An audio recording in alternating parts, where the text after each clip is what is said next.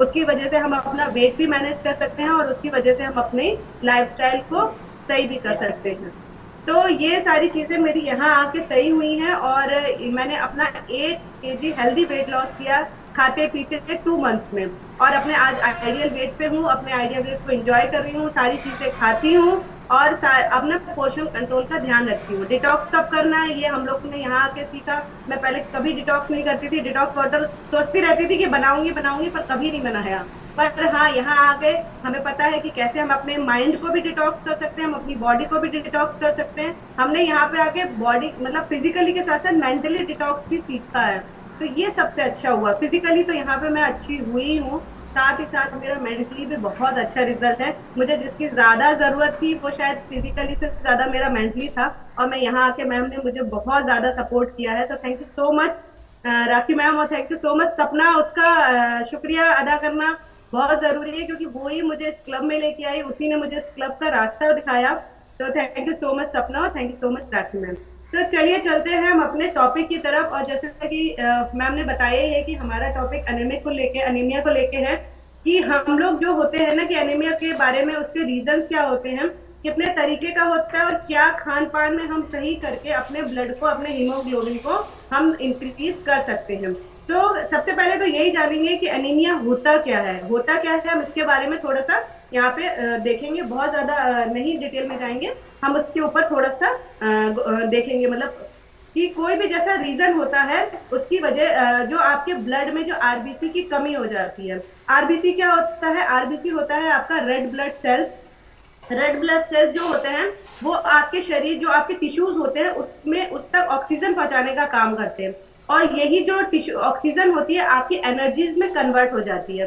तो ये एक बहुत मेजर रोल होता है आरबीसी का, रेड ब्लड सेल्स का आपके लाइफ में। और यही जो आरबीसी होती है कन्वर्ट हो जाती है टिश्यूज को ऑक्सीजन में कन्वर्ट करती है। जो हम जो सांस छोड़ते हैं उसमें वो उसको कन्वर्ट कर देती है।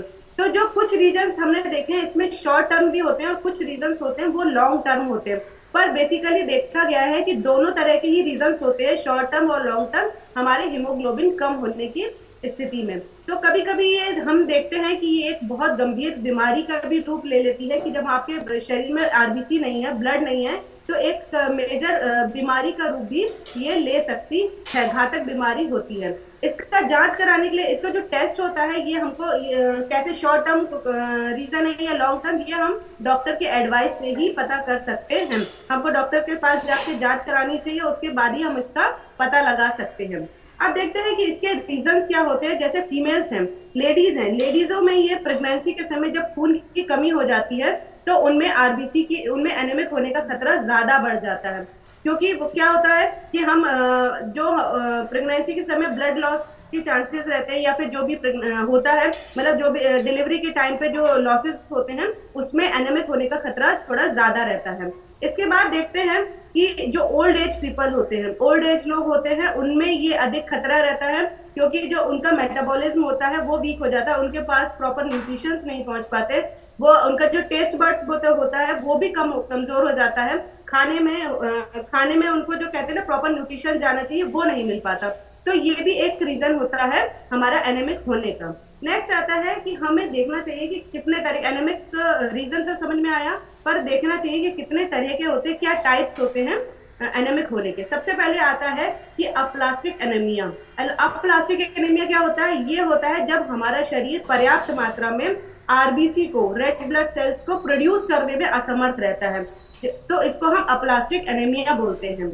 नेक्स्ट आता है कि iron deficiency anaemia. Iron deficiency कैसे? कि जैसे नाम से ही समझ में आ रहा है कि हमारे जब शरीर में आयरन की डेफिशिएंसी हो जाती है तो जब डॉक्टर भी हमको एक सप्लीमेंट्स आयरन की मतलब आयरन की गोली देते हैं, विटामिन डी की गोली देते हैं, या फिर बोलते हैं कि आप जो हल्की धूप हो उससे जो नेचुरल लेना है उससे आप उसको भी आप यूज कर सकते हैं, उसको भी जो सुबह की मॉर्निंग की धूप होती है उससे भी आप उसको विटामिन डी ले सकते हैं। नेक्स्ट आता है कि sickle cells anaemia. Sickle cells anaemia क्या होता है? ये एक जेनेटिकली एनीमिया होता है जो पेरेंट्स से बच्चों में आता है। जैसे देखा है ना कि पेरेंट्स हमारे स्लिम है, तो कई बार हमने देखा है कि बच्चे भी स्लिम रहते हैं, उनमें भी एक एनीमिया की स्थिति रहती है। इसको हम स्किल सेल्स एनीमिया बोलते हैं, उस कैटेगरी में इसको रखते हैं। यहाँ पे जो होता है जो टिश्यूज होते हैं वो टिश्यूज ऑक्सीजन को ले जाने की क्षमता खो देता है। ऑक्सीजन मतलब हमारे टिश्यूज तक पहुंच नहीं पाती है, तो एनीमिक होने के स्थिति में हमारे टिश्यूज में ऑक्सीजन नहीं पहुंच पाती, तो ये स्टिल सेल्स एनीमिया के अंतर्गत आता है। नेक्स्ट आता है कि थैलेसीमिया। थैलेसीमिया भी एक जेनेटिकली एनीमिक होते हैं, ये भी हमारे जेनेटिकली होती है। इसके अंतर्गत जो हीमोग्लोबिन होता है, जो एचबी होता है, उसका स्तर बहुत कम हो जाता है। तो ये थैलेसीमिया एक बीमारी रहती है एनीमिक होने की। इसके अंदर आप जब कभी देखेंगे तो आपका हीमोग्लोबिन हमेशा कम रहेगा जब आप टेस्ट कराएंगे तो। नेक्स्ट आता है vitamin deficiency anaemia. Vitamin deficiency कैसे, जैसे कि समझ में आ रहा है कि विटामिन की कमी हो जाना। विटामिन कौन सा जो सबसे ज्यादा मेन होता है आरबीसी की प्रोड्यूस करने में, वो होता है बी 12। बी 12 हमारा जो होता है विटामिन, वो सबसे ज्यादा आरबीसी को प्रोड्यूस करता है। जब उसकी कमी हो जाती है हमारे शरीर में तो हमको आयरन डेफिशिएंसी एनीमिया की कैटेगरी में हम आते हैं। ये तो हमारे थे कि हमने देखा कि 2-3 प्रकार के हमारे पास एनीमिया है, कि हम देख अपने मतलब देख सकते हैं कि कौन सी हम कैटेगरी, अगर हमारे हीमोग्लोबिन कम है तो हम किस कैटेगरी के अंतर्गत आते हैं। नेक्स्ट आता है कि हमें देखना चाहिए कि सिम्टम्स कैसे होते हैं, हम कैसे पता लगाएं कि हम एनीमिक है कि नहीं है।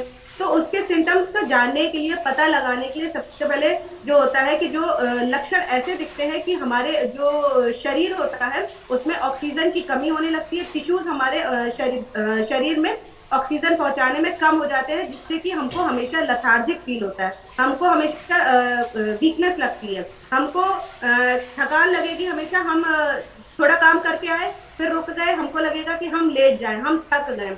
तो माइंडसेट से भी थक जाते हैं और शरीर से भी हम थक जाते हैं। ये इनका एक बहुत मेजर सिम्टम है। नेक्स्ट है कि कलर हमारा व्हाइट या फिर हमारा कलर येलो हो। अगर हमारा बॉडी का कलर व्हाइट और येलो है तो ये भी एक एनीमिया के सिम्टम है कि हम पीले पीले दिखते हैं। पहले थोड़ा फनी है, पर पहले जब एक मेरी फ्रेंड थी, दीदी थी, वो बहुत दुबली पतली थी और वो एकदम सफेद थी, तो मैं सोचती थी कि ये तो बहुत गोरी है, तो काश मैं भी ऐसी होती। तो फिर बाद में मुझे पता चला ये एनेमिक है, तो मैंने सोचा भैया अपन काले ही ठीक है तो कम से कम एनेमिक तो नहीं है। तो ये थोड़ा सा फनी है, पर वो जब जानकारी आपको नहीं होती है तो आप एज्यूम कर लेते हो कि नहीं ऐसा होना चाहिए। तो ये भी एक सिम्टम होता है एनीमिया का, जब आपका स्किन का जो होता है ना, येलो येलो होती है और व्हाइट रहती है। दूसरा आता है ड्राई स्किन और नील पड़ जाना। जब कभी आपने देखा है कि हमको चोट लग जाती है तो हम नील पड़ जाता है, उस जगह नील पड़ जाता है, या बच्चे हैं, बच्चों को चोट लग जाती है, उनको नील पड़ जाता है, तो ये भी एक एनीमिया का रीजन होता है। नेक्स्ट आता है कि जीभ में छाले होना। अगर आपके बार बार जीभ में छाले हो रहे हैं तो ये भी एक सिम्टम एनीमिक होने का हो सकता है। नेक्स्ट है कि चक्कर आना और बेहोशी होना। मतलब बार बार आपको उठते हो, आप एकदम लेट के तुरंत उठे तो आपका बाकी रीजन तो हो सकते हैं, पर एक एनीमिक होने का ये भी रीजन होता है कि आप एकदम से उठे, आपको चक्कर आ रहे हैं, या फिर आपके शरीर के अंदर बहुत थकान है, या आप लथार्जिक फील कर रहे हो, तो ये भी एक सिम्टम आपका एक एनीमिक होने का सिम्टम आपका रहता है।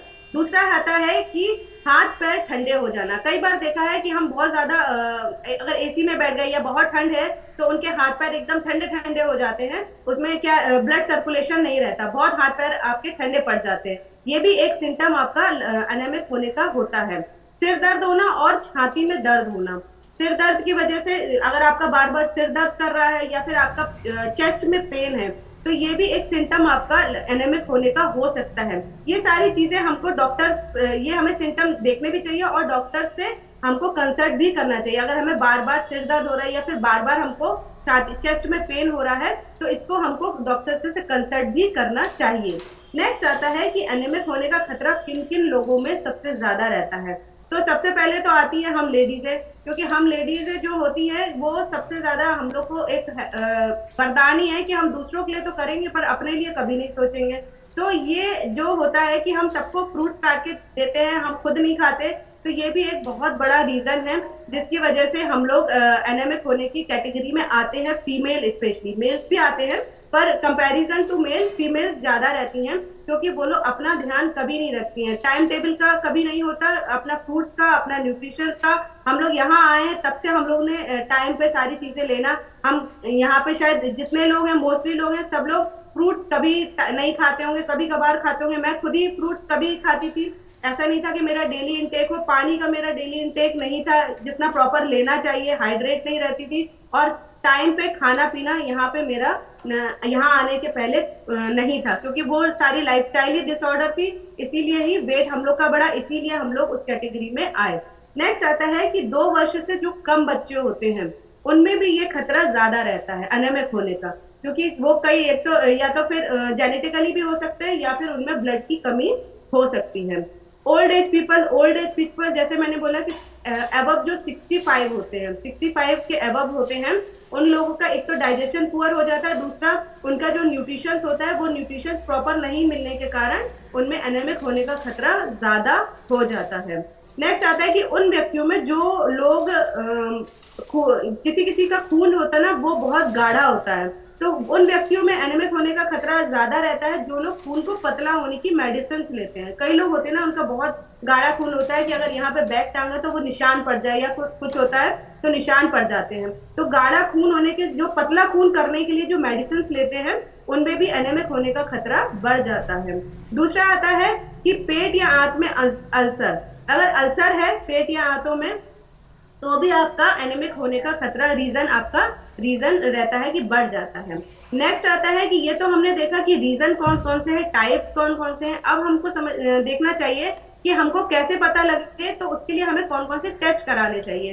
तो सबसे पहले तो जो टेस्ट आता है वो आता है हमारा B12 का टेस्ट, विटामिन B12 और फोलेट का टेस्ट, क्योंकि विटामिन B12 जो हमने पहले भी बताया आरबीसी के प्रोड्यूस करने में एक मेजर रोल प्ले करती है। रेड ब्लड सेल्स को प्रोड्यूस करने में जो विटामिन 12 है वो मेजर रोल उसका रहता है। दूसरा है तो है कि हम थायराइड का टेस्ट कराएं, थायराइड के टेस्ट से भी हमारा जो आता है वो एनीमिक होने का खतरा हमको, जो अगर हम हैं उस कैटेगरी में तो उससे भी हमें पता चल जाता है। किडनी और लीवर का टेस्ट, जब हम किडनी लीवर का टेस्ट भी कराते हैं तो उससे भी हमको फंक्शन का जो किडनी और लीवर के जो फंक्शन का टेस्ट हम कराते हैं उससे भी हम देख लेते हैं कि हम एनीमिक हैं कि नहीं है। और लास्ट में आता है कि यूरिन कल्चर, यूरिन कल्चर का जब हम टेस्ट कराते हैं तो ये 4-5 टेस्ट होते हैं कि जिससे हमें पता चल जाएगा, उसमें सारी रिपोर्ट्स आ जाती है, बाकी सारे पैरामीटर्स आ जाते हैं और यूरिन कल्चर में, और एनीमिक हम कितने हैं क्या हैं वो सारी चीजें हमारे उसमें यूरिन कल्चर जब हम कराते हैं टेस्ट कराते हैं तो उसमें हमें सामने निकल के आ जाती हैं। नेक्स्ट आता है कि इसके लिए ये तो हमने देखा कि कौन कौन सी चीजें हैं जो हम कर सकते हैं, कौन कौन से रीजंस हैं। अब देखते हैं कि इसकी रेमेडीज क्या है, इसका कौन सा उपचार है, मतलब हम इसको कैसे कंट्रोल कर सकते हैं। तो सबसे पहले आता है कि आईडीए मतलब आयरन डेफिशिएंसी एनीमिया, जैसे कि जो आयरन की डेफिशिएंसी होती है, सप्लीमेंट्स आवश्यक जो सप्लीमेंट्स और डाइट में परिवर्तन करके, सप्लीमेंट्स कौन कौन से, जैसे वाइटामिन हो गए, ओमेगा 3 हो गया और कैल्शियम हो गया, ये 3 जो सप्लीमेंट हम लोग बताते हैं ये 3 तो हर को लेने ही चाहिए, क्योंकि वाइटामिन वगैरह जो है ये हमारी बॉडी के जो बाकी जो चीजें हैं उन सप्लीमेंट जो अगर हम खाने से पूरा नहीं कर पा रहे हैं तो ये सप्लीमेंट हमारे बाकी न्यूट्रिशन को सप्लीमेंट्स पूरा कर देते हैं। तो वाइटामिन और ओमेगा 3 और कैल्शियम ये तीनों तो लेने ही चाहिए। और दूसरा आता है मल्टीविटामिन, और जो मैंने बताया मल्टीविटामिन और शेक, जो हम लोग यहाँ पे सप्लीमेंट्स शेक भी सजेस्ट करते हैं, वो शेक में जो 21 तरह के जो न्यूट्रिशंस होते हैं वो आपके जो खाने से पूर्ति आप नहीं कर पाते हो, वो फूड सप्लीमेंट है।